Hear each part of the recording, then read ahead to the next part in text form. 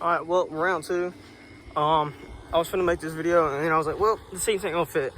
But just in case they do fit, we're gonna go ahead and restart this video. So anyway, my brother bought a 2005 Mustang GT. It was crashed, okay? He bought it for the motor and transmission and everything else because it was all good. Just the body was messed up, a little bit of suspension in the front. And I don't know what he's gonna do with it. So he let me have the bucket seats out of it, and I'm gonna put them in my, can we show it? My mini truck. Where's that? Right there. Put it in my mini truck. So yeah, let's get into that. All right, so what you're gonna need, I don't have it right here, but it's in my truck. Well, you're gonna need a socket, or a socket wrench. You're gonna need a 13mm socket and a 15mm socket. And there's gonna be a bolt right here, same place over there. Those are gonna be 13s.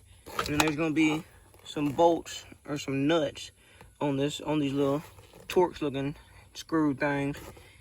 And those are gonna be 15s. There's gonna be one right here and one on the other side.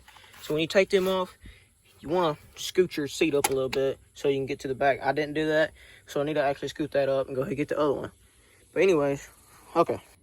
All right, so I got the seat rolled up, and this little black piece right here is probably gonna be right there where the bolts are, the nuts are, whatever. But this one didn't have it, that one did. But for this, it's gonna be on there.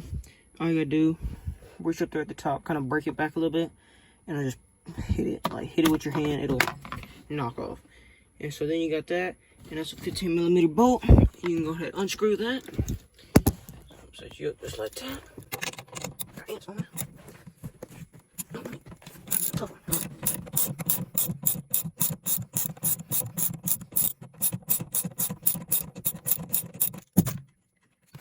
Hands everywhere.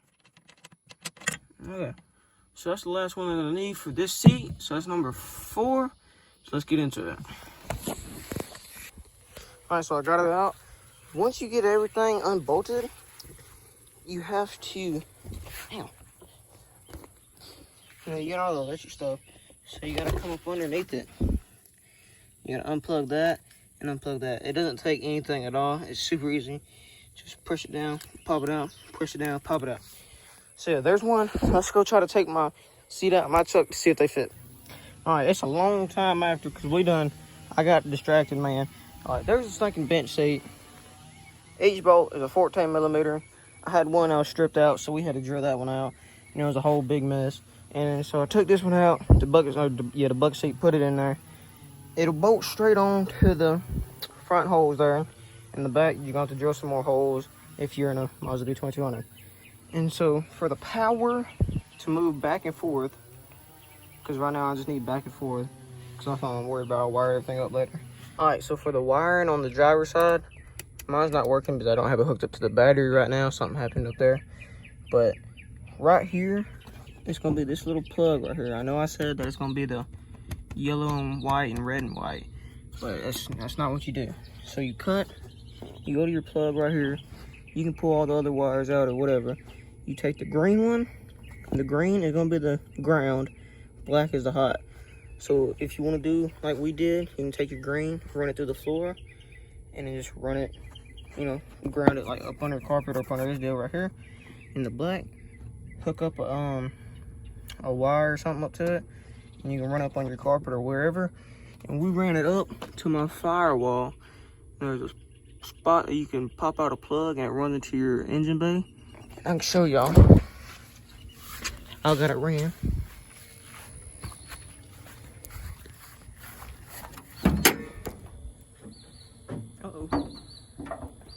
As you can see, there's that little plug right there. That little plug back there. It's sticking out right now. It was plugged in. I don't know what happened. We just poked a little hole through that, and so it's all plugged up. And then we just ran it up here away from all the engine heat, so it don't burn up the wire or nothing. Run it back across the firewall. Try to tie it up and all that coolant stuff right there, and then just keep on running it behind the carburetor. And I had a bunch of slack, so I just wrapped it up in there. And then I got like a boat battery type deal, and so I just wrapped it up in there. Could have did better. I was looking for a washer, couldn't find the right size though. So I need to go through and redo that. You can see all the corrosion on it right now, but yeah. So that works. All right, y'all, it's about 2-3 days later, something like that. And I didn't put the other seat in yet because I had a little 12-inch sub box and it was ported, so it was taking up the whole other side of the truck. But now I took that sub box out, so I guess I'm gonna go ahead and put this one in, and I'm gonna show y'all the process of how I put the other one in without the electric though, because this one doesn't have electric. But I'm still gonna show you how to put the other one in with electric, you know what I mean? Okay. All right, so if y'all doing this in a Mazda B2200 and you got the bench seat in there, what you wanna do, you just wanna get the part that has the hole already there, that was for the bench seat, and then line up the leg with it. And then once you get that screwed in, then that's your starting point, and then it'd be so much easier to get everything else lined up.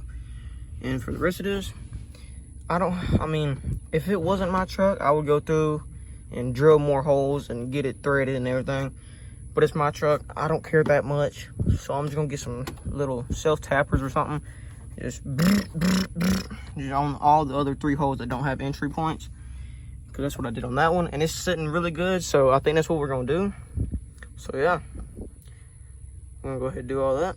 All right, so I went ahead and got me about 3 of these little self-tappers with the 10mm head on it. And I got my D-Walk, the 10mm bit on it. So we're gonna go ahead, we're gonna put one in that leg right there and the 2 in the back. So I'm gonna go ahead and try to set y'all up and show y'all that. All right.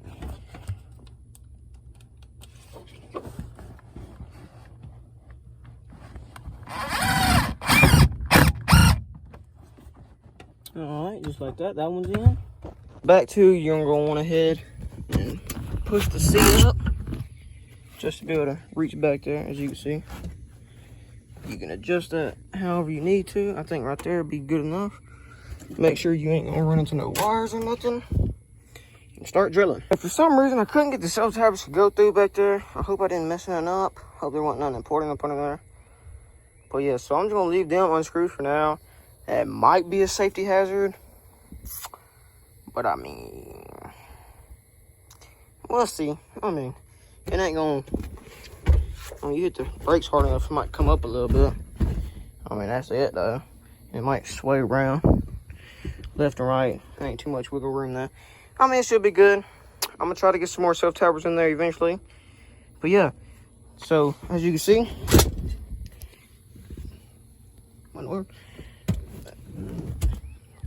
that works good. Bring this back up a little bit because there's not that much space. But you can move it backwards. You can move it forwards. It all works good. That seat over there works good too, like I said. But I just don't have it hooked up right now. But yeah, so that's going to be the end of today's video. So if y'all enjoyed, if this was helpful, just hit that like button. You don't have to subscribe. It'd be nice if y'all did though. And I'll see y'all guys in the next video.